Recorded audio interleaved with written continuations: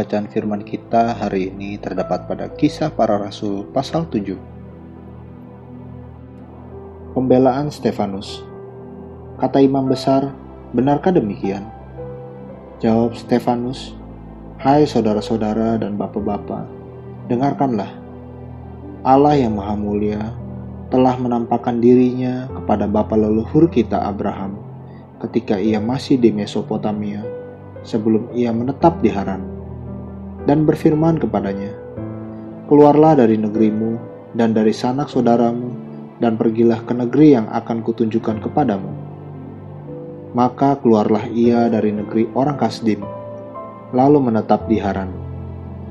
Dan setelah ayahnya meninggal, Allah menyuruh dia pindah dari situ ke tanah ini, tempat kamu diam sekarang. Dan di situ Allah tidak memberikan milik pusaka kepadanya, bahkan setapak tanah pun tidak.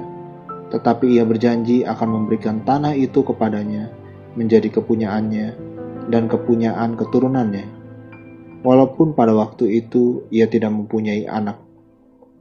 Beginilah firman Allah, yaitu bahwa keturunannya akan menjadi pendatang di negeri asing, dan bahwa mereka akan memperbudak dan dianiaya 400 tahun lamanya. Tetapi bangsa yang akan memperbudak mereka itu akan kuhukum, firman Allah, dan sesudah itu mereka akan keluar dari situ dan beribadah kepadaku di tempat ini. Lalu Allah memberikan kepadanya perjanjian sunat, dan demikianlah Abraham memperanakan Ishak, lalu menyunatkannya pada hari yang ke-8. Dan Ishak memperanakan Yakub, dan Yakub memperanakan ke-12 bapa leluhur kita.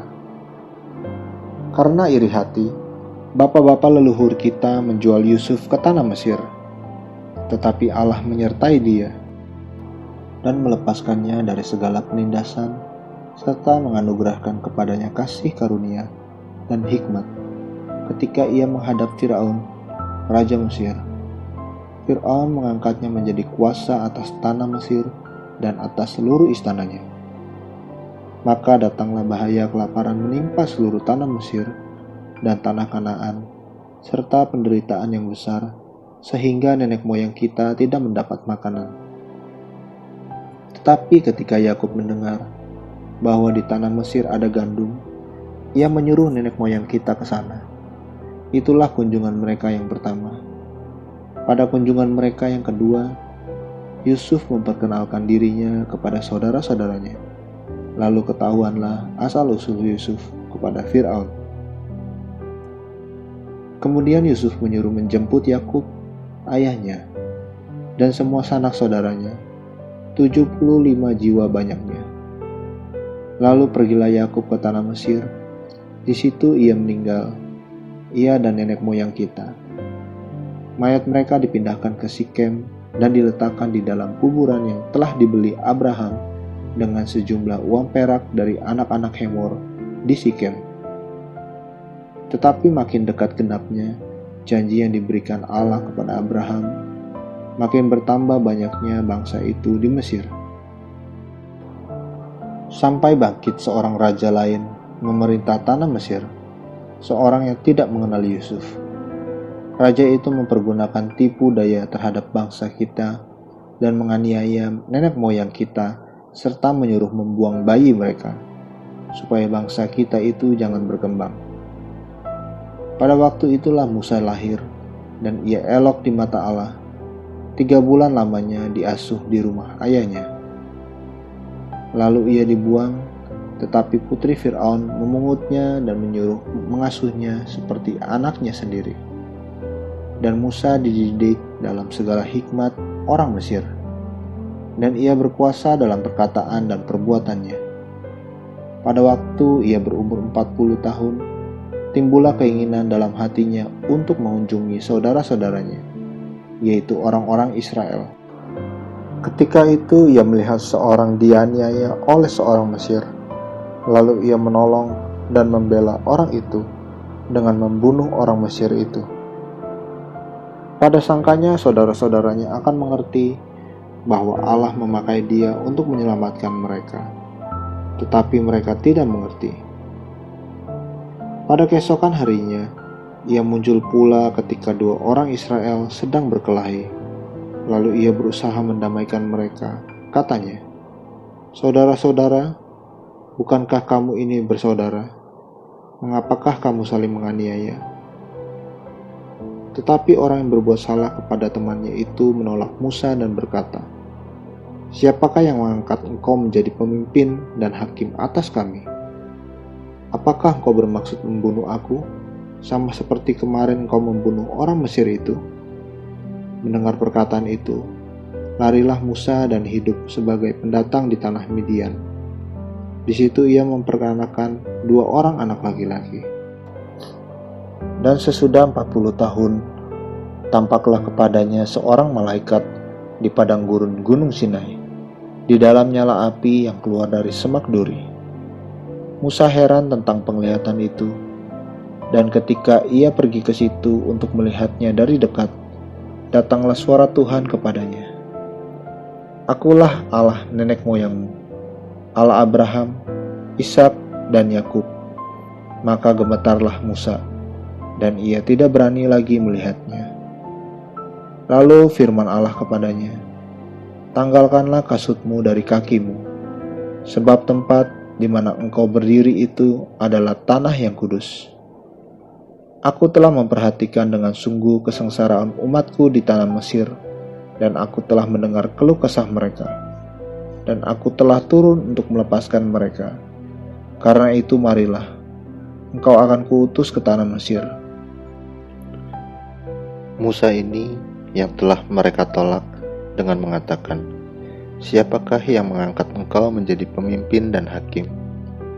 Musa ini juga telah diutus oleh Allah sebagai pemimpin dan penyelamat oleh malaikat yang telah menampakkan diri kepadanya di semak duri itu.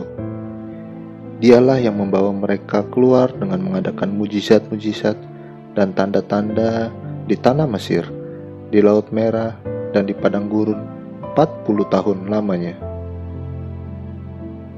Musa ini pula lah yang berkata kepada orang Israel, "Seorang nabi seperti aku ini akan dibangkitkan Allah bagimu dari antara saudara-saudaramu."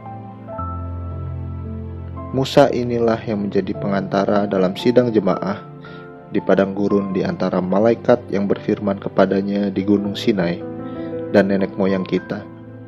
Dan dialah yang menerima firman-firman yang hidup untuk menyampaikannya kepada kamu. Tetapi nenek moyang kita tidak mau taat kepadanya, malahan mereka menolaknya. Dalam hati mereka ingin kembali ke tanah Mesir. Kepada Harun mereka berkata, "Buatlah untuk kami beberapa Allah yang akan berjalan di depan kami, sebab Musa ini yang telah memimpin kami keluar dari tanah Mesir. Kami tidak tahu apa yang telah terjadi dengan dia." Lalu pada waktu itu mereka membuat sebuah anak lembu dan mempersembahkan persembahan kepada berhala itu, dan mereka bersuka cita tentang apa yang dibuat sendiri oleh mereka. Maka berpalinglah Allah dari mereka dan membiarkan mereka beribadah kepada bala tentara langit, seperti yang tertulis dalam kitab nabi-nabi. "Apakah kamu mempersembahkan kepadaku korban sembelihan dan persembahan selama 40 tahun di padang gurun itu, hai kaum Israel? Tidak pernah, malahan kamu mengusung kemah Molok dan binatang dewa Refan. Patung-patung yang kamu buat itu untuk disembah. Maka aku akan membawa kamu ke dalam pembuangan sampai di seberang sana Babel." Kemah kesaksian ada pada nenek moyang kita di padang gurun, seperti yang diperintahkan Allah kepada Musa untuk membuatnya menurut contoh yang telah dilihatnya. Kemah itu yang diterima nenek moyang kita dan yang dengan pimpinan Yosua dibawa masuk ke tanah ini, yaitu waktu tanah ini direbut dari bangsa-bangsa lain yang dihalau Allah dari depan nenek moyang kita. Demikianlah sampai kepada zaman Daud. Daud telah mendapat kasih karunia di hadapan Allah, dan ia memohon supaya ia diperkenankan untuk mendirikan suatu tempat kediaman bagi Allah Yakub. Tetapi Salomo lah yang mendirikan sebuah rumah untuk Allah. Tetapi yang Maha Tinggi tidak diam di dalam apa yang dibuat oleh tangan manusia, seperti yang dikatakan oleh Nabi. Langit adalah tahtaku, dan bumi adalah tumpuan kakiku. Rumah apakah yang akan kamu dirikan bagiku? Demikian firman Tuhan. Tempat apakah yang akan menjadi perhentianku? Bukankah tanganku sendiri yang membuat semuanya ini? Hai orang-orang yang keras kepala dan yang tidak bersunat hati dan telinga, kamu selalu menentang Roh Kudus, sama seperti nenek moyangmu. Demikian juga kamu. Siapakah dari nabi-nabi yang tidak dianiaya oleh nenek moyangmu? Bahkan mereka membunuh orang-orang yang lebih dahulu memberitakan tentang kedatangan orang benar, yang sekarang telah kamu khianati dan kamu bunuh.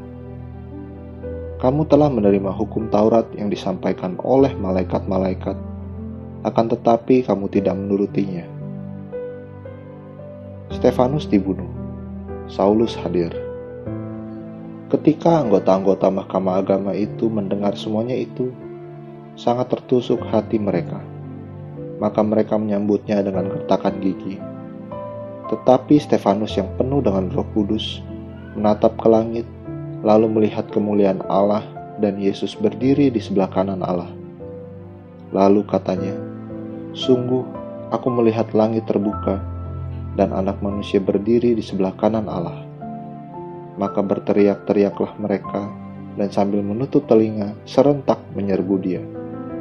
Mereka menyeret dia keluar kota, lalu melemparinya, dan saksi-saksi meletakkan jubah mereka di depan kaki seorang muda yang bernama Saulus. Sedang mereka melemparinya, Stefanus berdoa. Katanya, "Ya Tuhan Yesus, terimalah rohku." Sambil berlutut ia berseru dengan suara nyaring, "Tuhan, janganlah tanggungkan dosa ini kepada mereka." Dan dengan perkataan itu meninggallah ia. Amin. Terus baca firman-Nya, renungkan dan lakukan dalam kehidupan kita.